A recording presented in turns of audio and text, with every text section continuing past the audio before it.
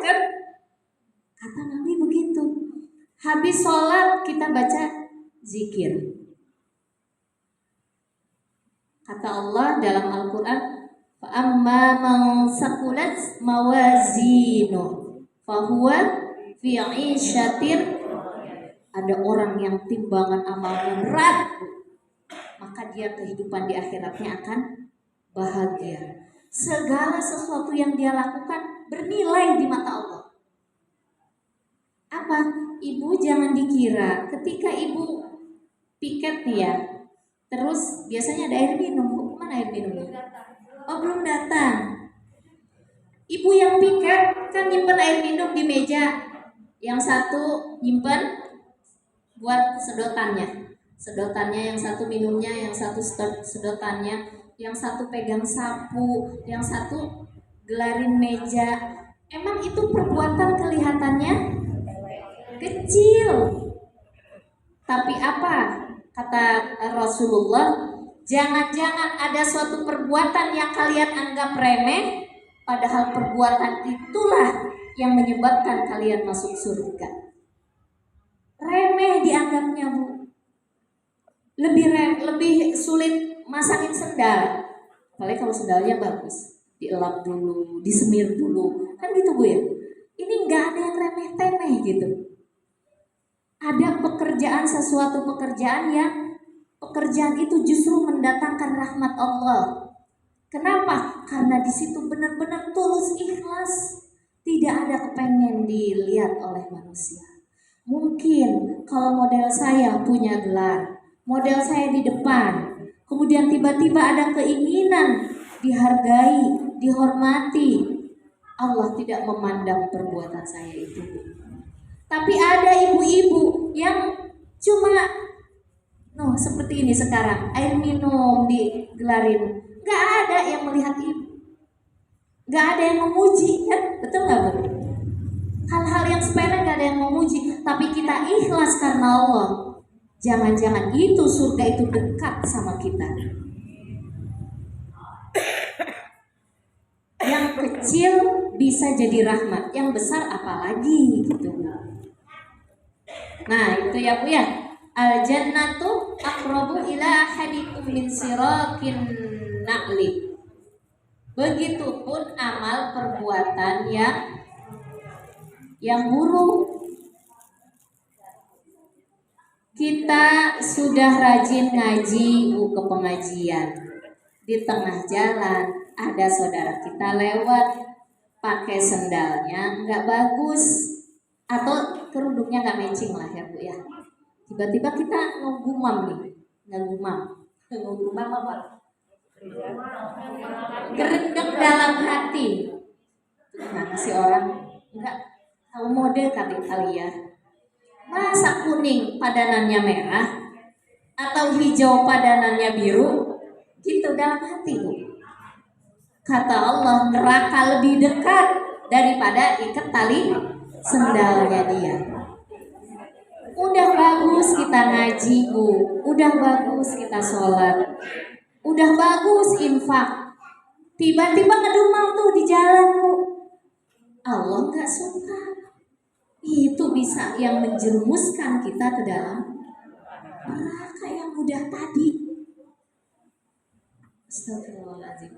Jadi, Bu ya, karena kita udah belajar tentang tahu nih hal yang kecil itu bisa menjerumuskan kita ke dalam neraka. Kalau seandainya itu terjadi, Bu, apakah bisa, Bu? Bisa, Bu. Kullu bani Adam khoton, kata Nabi, Bu. Ini kata Nabi, kata saya.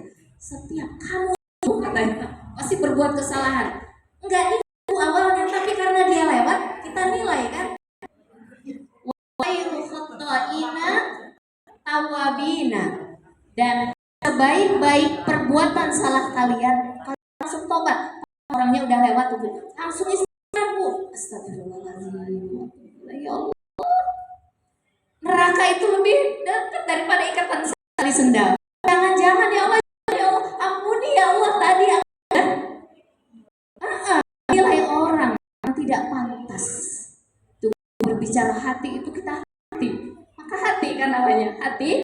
Hati-hati, nggak semua kita nanti walaupun gak keluar dari mulut kita, apalagi kalau keluar dari mulut kita bareng sama temen, udah gitu yang lewat apa dirumpiin, tahu nggak? Oh iya teman saya di sana, masya Allah, udah tambah lebar tuh, tambah panjang.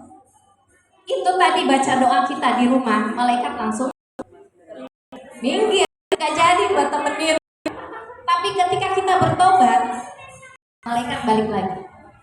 Kata temenin ini malaikat, dia sudah bertobat. Ngerti? Kenapa Allah di sebelah sana ada orang nggak ngerti, malah terus saya air ngalir kalau ini gibah itu. Yang kecil dianggap nggak dosa, tapi ini kita melakukan yang kecil aja merasa. Kata Allah, karena dia sudah memiliki ilmunya. Itu cahaya di sebelah kanan kita.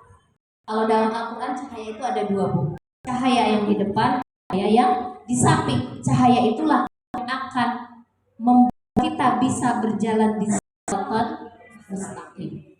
Semakin besar cahayanya, kita akan semakin mudah meniti siratal mustaqim.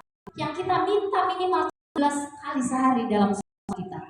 Kita mintanya kan, tunjukkan kami ya Allah jalan siratal. Untuk apa? Supaya selamat. Kata Nabi, mudah bagi kalian masuk surga, caranya seperti tadi, dan mudah bagi kalian tidak bisa meniti siratal mustaqim, ya seperti tadi. Maka cahayailah hidup kita pertama dengan iman dan amal soleh dan ilmu. Orang yang mendapatkan cahaya ini tidak semua orang, hanya sedikit yang cahayanya bisa memancar, yang cahayanya nanti akan menjadi kendaraan kita secepat kilat. Itu kata Allahnya sedikit, Bu. Hanya orang yang menemukan kembali jiwa fitrahnya. Sejak kapan dia temukan? Sejak sekarang dia. Ketika jiwanya itu bercahaya dan menemukan jalan menuju Allah, maka ketika di alam barzakh jiwanya ini sudah sama kedudukannya dengan para malaikat ketika kita meninggal dunia. Kenapa? Karena punya iman dan amal soleh. Kita, Bu, tidak akan menemukan yang tadi terang ketika di alam barzakh. Alam barzakh itu alam para malaikat, Bu. Maka ketika orang meninggal itu akan ketemu dengan para malaikat yang sekarang kita nggak lihat. Kenapa? Di dunia kita bisa melihat, karena dunia adalah alam kegelapan. Setan itu mampu berkuasa ketika di dunia, ketika kita hidup. Ketika kita meninggal dia tidak berkuasa. Kenapa? Bukan alamnya dia, itu adalah alam malaikat. Maka ketika kita bersih jiwa kita, nanti kita ketemu dengan para malaikat. Malah kita akan bercakap dengan mereka, kita akan berteman dengan mereka. Kalau kita dirahmati oleh Allah, mampu membersihkan jiwa kita ketika di dunia di alam kegelapan ini. Mau nggak, Bu? Mau. Makanya kalau orang sudah menemukan misi fungsi hidupnya dan menemukan jiwa nur cahaya hatinya, mati itu nggak takut. Mati itu bagi orang yang sudah menemukan itu takut. Kenapa?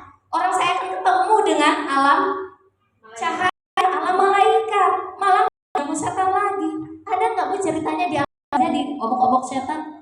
Ada. Yang diobok setan adalah di dunia. Maka kita harus bertempur dengan dia. Untuk apa? Karena setan membawa kegelapan, minaz zulumati, sedangkan alam iman dan amal soleh menuju alam ilan nur, cahaya. Cahaya itu harus dibawa ketika kita hidup di dunia ini. Untuk apa? Supaya ketika kita meninggal bercahaya. Kan itu inti hidup itu ya, Bu, ya. Jasad kita paling 70 tahun. Tapi akan ribuan jutaan tahun di mana? Di alam cahaya, di alam barzakh. Nah, kalau kita bercahaya, kalau sebaliknya, malah itu yang menakutkan. Kenapa ada orang takut mati? Belum siap, amalnya masih sedikit, tapi gak rajin ngaji.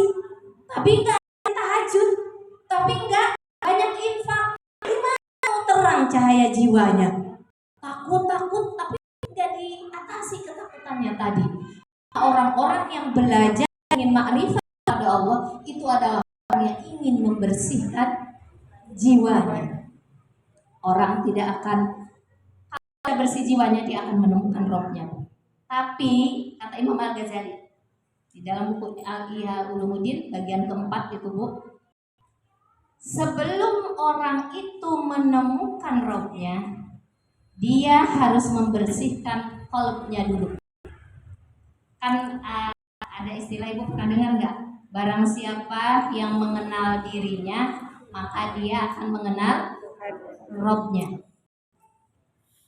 Orang kalau ingin mengenal roh harus mengenal diri kita. Diri kita itu dari mana? Untuk apa? Mau kemana? Kan gitu. Di alam nanti itu alam apa? Ibu ngerti semua enggak? Kadang-kadang kita nggak ngerti. Ya gimana mau kenal sama Allah? Diri kita aja nggak kenal. Supaya kita mengenal diri, caranya harus mengenal kolbu kita dulu. Kita nggak bakalan mengenal kolbu kita Bu. Kan kalau ingin mengenal diri harus mengenal kolbu. Kalau ingin mengenal kolbu Bu, itu nggak bakalan kenal kolbu kita kalau kolbunya nggak dibersihkan dulu. Jadi tahap untuk mengenal jiwanya bercahaya seperti bisa meniti Shiratal Mustaqim itu punya tahapan demi tahapan. Tahapan yang pertama berarti kalau ingin mengenal diri kita harus mengenal qalbnya, harus dibersihkan dari sayi'ah. Sayi'ah apa Bu? Keburukan yang ada pada hati kita. Keburukan, penyakit hati, kebusukan hati itu apa aja Bu? Dengki, sombong, takabur, sum'ah, iri. Ada kamu dalam hati kita? Ada. Itu harus dibersihkan. Kenapa? Karena kolbu adalah kaca. Di balik kaca ada sesuatu yang besar. Kita bagaimana mengenal sesuatu yang besar kalau kaca kita kok kotor? Bisa dipahami? Nih, terus gimana kalau kok sifat-sifat buruk itu ya Bu ya? Itu kan ada istilah sifat kehewanan. Ada tamak, serakah, itu sifat hewan. Bahkan Allah bilang bahwa manusia bisa lebih buruk daripada hewan. Itu kan syahwat ya Bu ya. Syahwat-syahwat yang seperti tadi harus dibuang, harus dilawan. Ketika kita mau berinfak, Masya Allah, saya kalau di balai ini jamaah ini sekedar informasi, sepertinya saya lihat benar-benar sedang membangun jiwa itu, membangun kolbu itu. Biasanya Bu, kalau orang yang banyak penyakit hati di dalamnya itu menghalangi orang mau berbuat amal soleh. Sulit Bu orang berbuat amal soleh kalau hatinya masih tebal dalamnya. Karena perjuangan untuk melawan penyakit-penyakit hati itu masih cuek. Tapi udah ada mujahadah, belajar mujahadah ya. Nah, itu nanti sedikit demi sedikit akan kemudian kita di sini saya selalu mengingatkan dawamit taubat kepada Allah. Istighfar sambil dihujurkan ke dalam hati, astagfirullahaladzim wa atubu ilaih, itu yang pendek ya. Astagfirullahaladzim. Tapi hadirkan Allah di dalam hati kita. Mohon diampuni sayyi'ah kita tadi Bu. Yaitu penyakit congkol yang menutupi kaca itu. Harusnya kaca bening, jadi nggak kelihatan. Kan Tujuannya tobat itu apa, Bu? Ya ayyuhalladzina amanu tubu ilallahi taubatan nasuha. Apa ayat sebelumnya? Yukaffiru ankum sayyi'atikum wa yaghfir lakum dzunubakum. Tujuan kita supaya banyak bertobat itu supaya diangkat kotoran-kotoran tubuh, sayyi'ah itu kotoran hati. Kalau sudah diangkat oleh Allah karena kita memohon, ibu mohon, lagi duduk mohon, ya Allah, tadi saya sudah kasar deh ngomong sama siapa gitu. Biasanya perbuatan kita ini rusak gara-gara orang terdekat kita, dengan suami, dengan anak, dengan pembantu, dengan orang tua, tetangga, saudara, sahabat-sahabat kita di sini. Itu kalau kita cermin emang dari sini kelihatan tuh ke kelurahan, nggak kelihatan. Cermin itu pasti di dan yang mengotori itu adalah sikap kita kepada orang-orang terdekat kita. Harusnya supaya kolbu itu bersih, kenal dulu, Bu, si kolbu. Apa nih penyakit hatiku? Nah gitu. Kalau nggak kenal kolbu kita, bakalan kenal diri kita. Kenapa? Nggak kenal bahwa diri kita itu orangnya dendam, nggak kenal, Bu. Ya kita mau mengenal diri kita, aja terus aja tuh masih pikir. Kalau ngomong celutuk, nggak mau kalah, dikit udah marah-marah aja. Kenapa dia begitu? Nggak kenal dia dengan dirinya sendiri. Kenapa? Karena nggak kenal dengan penyakit yang ada di dalam hati kita. Kenali dulu hati kita. Saya kurangnya ya. Kalau masih malu dengan orang-orang dekat kita, bertanya aja dulu kepada diri kita. Ya Allah, saya ini penyakitnya apa ya? Coba Ibu bertanya. Mohon ditunjukkan oleh Allah. Ketika kita mohon ditunjukkan oleh Allah, coba baca doanya. Allahumma arinal haqqa haqqa. Tunjukkan mana yang hak menurut Engkau. Apakah yang ada pada saya nih ya Allah? Jujur aja, Bu. Soalnya ini orang kan gak dengar. Tapi jangan keras-keras, nanti suami kita dengar. Lagi ini beruzlah. Kan kata Nabi, orang yang kenal Allah biasanya banyak beruzlah. Engkau tunjukkan sehingga saya bisa menghindari. Allahumma arinal haqqa warzuqna tibaa. Tunjukkan mana yang baik yang harus saya lakukan ya Allah, sehingga saya akan memperbaiki diri ya Allah. Begitu, Bu. Itu doa biasanya. Allahumma arinal haqqa warzuqna tibaa, arinal batila warzuqna tinaba. Tapi yang dibaca. Padahal ini minta ditunjukkan sama Allah. Ya Allah, mana keburukan yang ada pada diri saya ya Allah. Ini dipakai buat orang lain. Kesal orang, ya Allah tunjukkan keburukan dia. Betul gitu ya, Bu ya? Ada, Bu. Itu pada diri. Dia baca Allahumma arinal haqqa. Kelihatanlah kamu buruk, kelihatan kamu busuk. Loh, kok pakai ke orang lain? Itu buat diri kita. Ya Allah, bagaimana saya bicara dengan anak yang Engkau ridhoi? Ya Allah, bagaimana saya bersikap dengan suami saya? Ini lagi pertemuan sengit nih. Banyak baca doa. Allahumma, mudah apa susah, Bu, baca doa itu? Mudah daripada ikat sendal tali kita, tali sendal kita. Lebih mudah itu baca. Kalau kita lagi ada pertempuran sengit dengan siapa? Allahumma arinal haqqa. Tunjukkan apa yang harus saya lakukan ya Allah. Saya nggak tahu, jangan-jangan hawa nafsu saya. Kalau pakainya hawa nafsu, itulah yang menghitamkan kolbu kita, Bu. Hitam kolbu kita itu kenapa? Hawa nafsu yang bekerja. Sampai habis sholat harusnya zikir. Saking keselnya ya. Nanti saya ini. Kadang-kadang begitu. Kadang-kadang bukan habis zikir, Bu, kita dendam. Lagi sholat. Masya Allah. Saya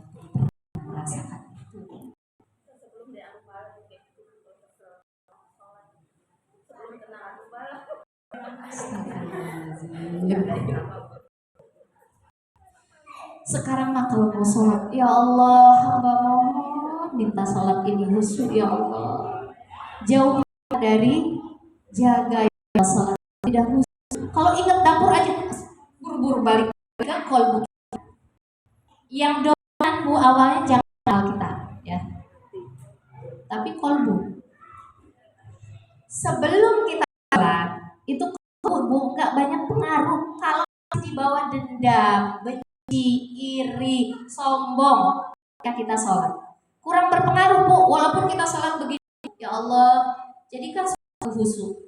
Khusyuk itu ada di dalam, nanti akan terpancar gerak gerik badan kita. Orang yang khusyuk badannya juga khusyuk.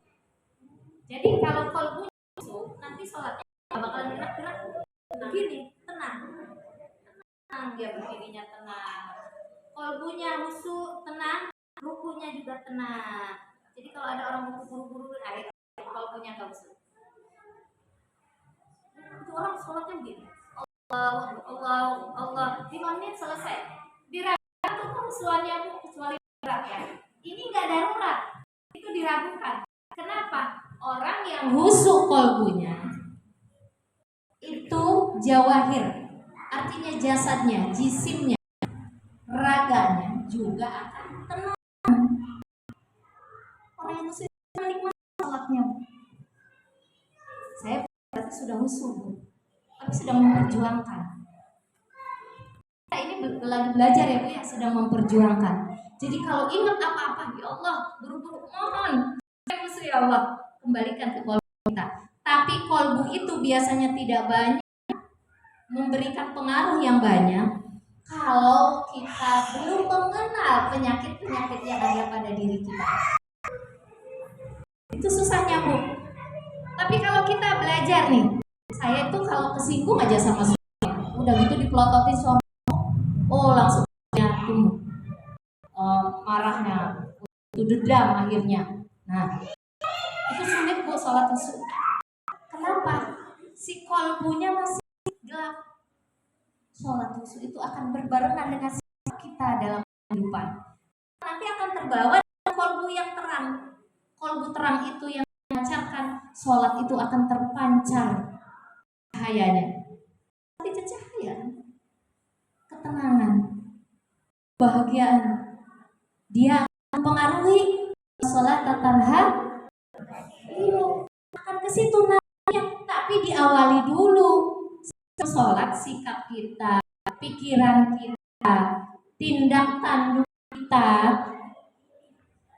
Kalau masih dendam sama orang lain, itu harus dibuang dulu bu sebelum sholat. Sulit kita itu sholat khusyuk bu kalau masih di sini tuh banyak hewan.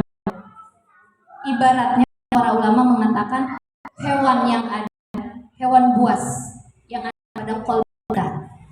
Nah kalau kita satu-satu, kalau kita sudah mengerti penyakit yang ada pada kolbu kita, ini kita mengenal diri nih, belum, nggak bakal mengenal diri kita kalau kolbunya masih hitam.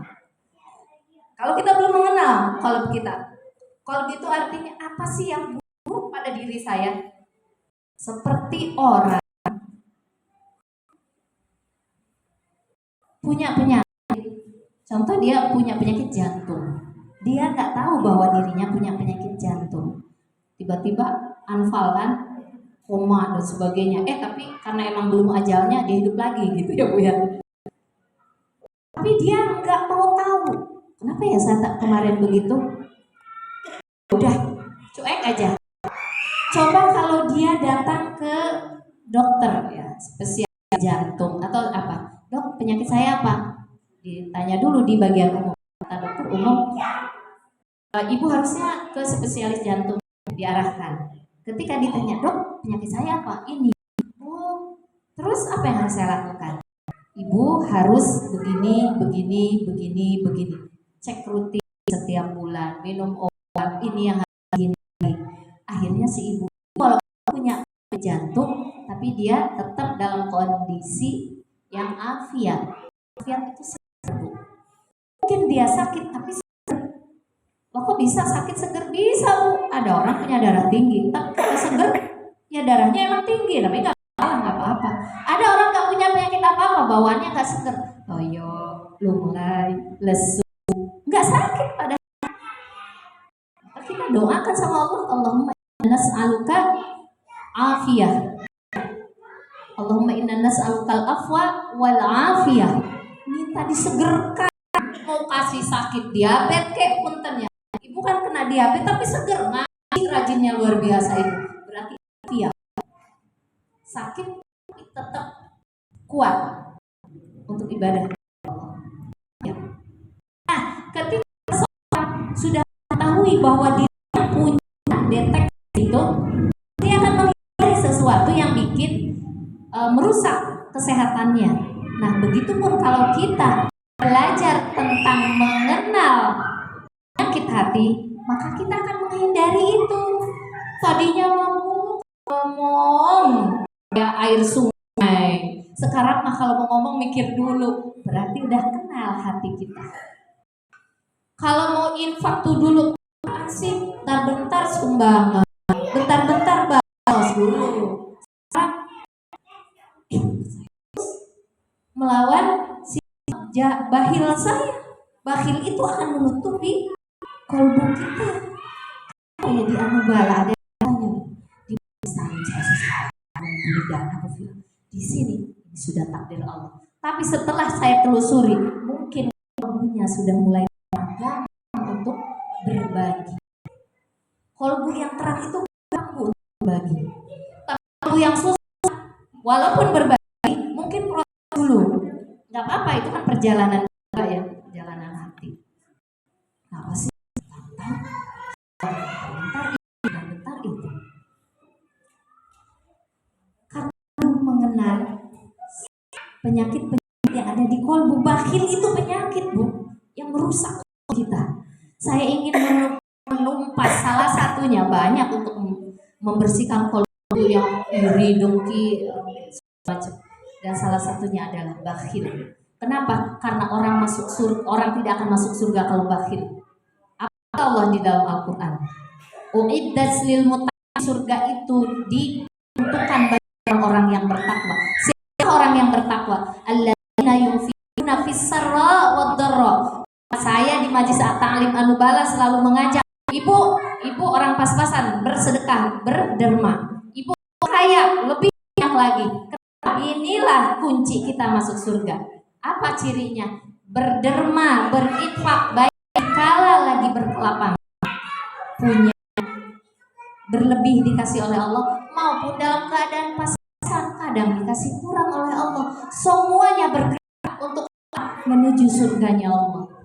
Kan begitu. Saya itu Bu, mengarahkan panitia pengurus di sini bukan berdasarkan nafsu. Saya selalu melihat gini, ya Allah, enggak. Ayatnya dicari, ini ketemu ayat. Dan orang-orang yang dimasukkan oleh Allah ke dalam golongan-golongan orang solihin, yaitu iman dan amal soleh. Amal soleh apa ini? Sempurnakan kebaikan kita, ilmu kita. Harus ada bukti nyata. Buktinya itu dengan manusia. Kita jadi membantu menolong sama kita. Kita itu dengan orang banyak melakukan amal soleh dan iman, kata Allah, alladzina amanu wa amilus shalihat. Saya buka di surat ke-19 ayat 96. Innal ladzina amanu wa amilus shalihati sayaj'alu lahumur rahmanu wudda. Ini di surat ke-19 Maryam Bu ya. Ayat 96. Innal ladzina amanu wa 'amilus shalihati sayaj'alu lahumur rahmanu wudda. Sesungguhnya orang-orang yang beriman dan beramal saleh, kelak Allah yang Maha Pemurah akan menanamkan dalam hati mereka, ditanamkan dalam kalbu kita. Apa? Rasa kasih sayang. Orang Kalau kolbunya masih gelap, nggak bakalan punya rasa kasih sayang. Keras hatinya. Kenapa ada orang istilah keras ya hatinya? Kalau dibilangin begini, kalau diajak susah, kalau ini minta ampun, karena hatinya masih gelap, keras. Tapi orang yang beriman dan beramal soleh, Allah akan menanamkan di dalam hatinya rasa kasih sayang. Sayang bu, nggak protes lagi nanti suruh aja bansos. Kenapa berbagi? Kadang kita juga dapat itu untuk menjalin silaturahmi. Gimana aja caranya? Kita ada program 3 bulan sekali ya Bu ya. 3 bulan sekali kita mengadakan bansos. Ramadan, Muharram, Maulid Rasulullah sama Isra Mi'raj. Mungkin kelihatannya sering ya, lagi nanti akan ada kurban. Tapi mudah ya. Kenapa? Karena hati sudah terbuka. Kalau susah berarti hatinya masih yang baru masuk kaget kali ya. Tapi ketika dalam perjalanannya alhamdulillah. Jadi kita kembali lagi tadi mengenal kolbu. Ketika kita ingin dekat mengenal diri kita, kenal kolbu kita. Kenali dulu penyakit-penyakit kita. Dan penyakit kita kita tidak mampu mengatasinya tanpa pertolongan Allah. Di dalam surat Al-Fatihah yang baca minimal berapa Bu? Minimal ya Bu ya. 17. Mungkin lebih dari 50 bukan disempurnakan dengan rawatib, disempurnakan lagi dengan duha, disempurnakan lagi dengan tahajud. Makin banyak amal soleh yang kita lakukan, makin hati kita penyayang. Dan efektivitas dari ibadah yang paling tinggi adalah sholat. Efek sholat yang khusus insya Allah semuanya bagus. Nah,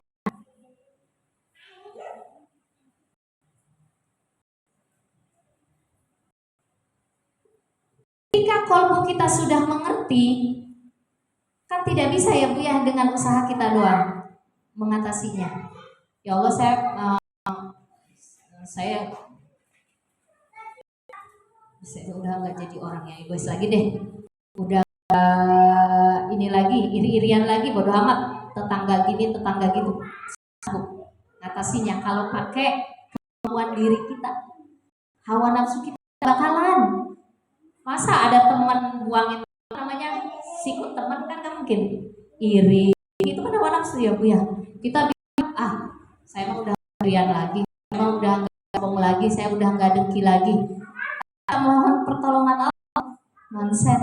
Kenapa itu teman kita itu kan Bu senangnya nggak mau rendah daripada orang lain.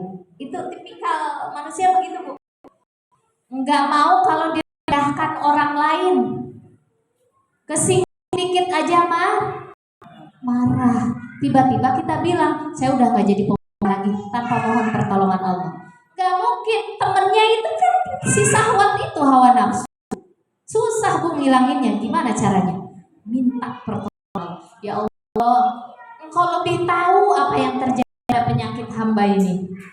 Engkau lebih tahu, kadang-kadang kita punya penyakit kan kita nggak tahu, nggak terdeteksi, dikasih terbuka mata kita ya sama Allah. Masih banyak sebetulnya Bu, cuma kita bilang hati saya mah bersih kok, nggak ada unek-unek kok. Kata siapa? Masih banyak mungkin saja sudah nggak ada. Cuma yang terpenting adalah meminta dan memohon kepada Allah. Ya Allah, Allahumma arinal haqqa warzuqna ittiba'ah. Saya ingin memperbaiki saya mana yang terbaik, apa yang harus saya lakukan. Arinal batila. Ya Allah, aku ingin ini penyakit yang merusak aku nih, kau tunjukkan sehingga aku bisa menghindari gitu. Kalau habis nyumbang tuh saya bilang ke teman, nah saya ini kemarin tuh saya gitu ya Bu ya. Terus kalau nggak disebutin namanya ngambek gitu. Nah itu ciri-ciri orang ngambek itu berarti hatinya masih kotor. Kalau kita masih ingin dipuji itu masih kotor. Kenapa kita di Anubala ini kalau ada bansos, nah kita harus punya landasan dalilnya Bu ya. Itu dipampang. Itu sebetulnya Bu, Ibu tuh ruang untuk bercermin. Saya ini masih cari muka, cari ridho Allah apa enggak? Lihat aja, kalau disebutin namanya dengan gak disebutin namanya sama. Kalau dulu harus disebutin namanya, kalau sekarang disebutinnya juga ya biasa aja. Nah, itu untuk mengukur Bu. Jadi ada ruang untuk berkaca. Kaca itu kan untuk melihat kita. Enggak apa. Kita untuk berdakwah, sebutin aja loh. Mau 10.000, 20.000 nggak usah malu. Yang punya 50.000, bisanya 20.000, cantumin nggak apa-apa. Di situ kita akan kaca yang besar akan mengecilkan, akan menyepelekan yang kecil. Oh ya Allah, aku masih kenapa sih ini ngasihnya? Karena emang punya kemampuannya sendiri. Ya Allah rahmati dia, nanti dia akan dari saya lebih banyak. Tapi semuanya harus bersedekah, harus berinfak. Yang 20 keluarkan 20.000. Jangan enggak malu atau ibu kolekkan dengan teman-teman yang lain. 20 bareng-bareng 10 orang kan jadi 200. Atau ada yang 50, ibu yang besar, jangan mengecilkan yang sedikit. Kenapa? Di situ ya Allah, ini kenapa dia sedikit? Mudah-mudahan apa yang saya sudah kontribusikan, kebetulan kita besar ya Bu ya, semoga bermanfaat bagi mereka. Berarti kita sudah berkaca dengan kaca itu, kacanya bening Bu. Kita lagi mau ada acara bansos ya Bu, kan gampang. Itu kaca Bu buat kita. Kita mampu berkontribusi yang besar, itu syukuri. Kalau kita kontribusinya nggak banyak, ibu nggak usah malu, percaya diri aja. Yang terpenting kan kata Allah, alladzina yunfikuna fis-sarra'i wad-dharra'i.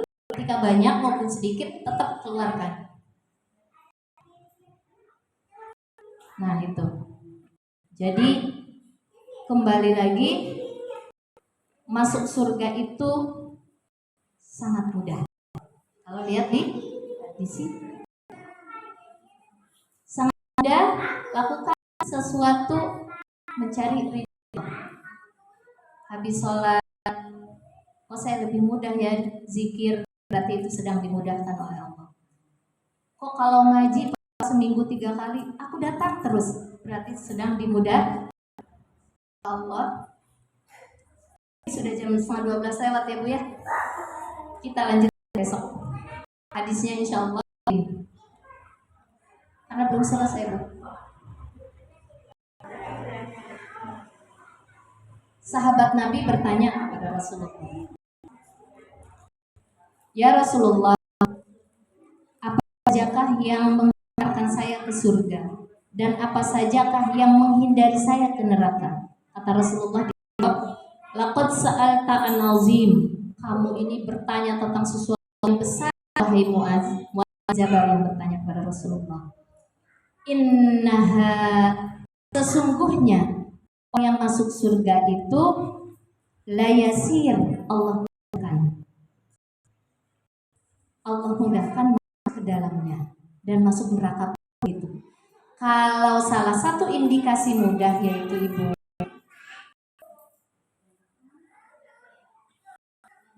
kalau dibuat kebaikan berat, itu ciri-ciri surga. Kita lanjut besok ya Bu ya. Dari saya nanti akan saya kasih identifikasi nih, yang surga ini, yang neraka ini. Saya yang mana ya? Kita jangan buat orang lain ya Bu ya. Dari saya juga, wabillahi taufiq wal hidayah. Wassalamualaikum warahmatullahi wabarakatuh. Nanti kita tambah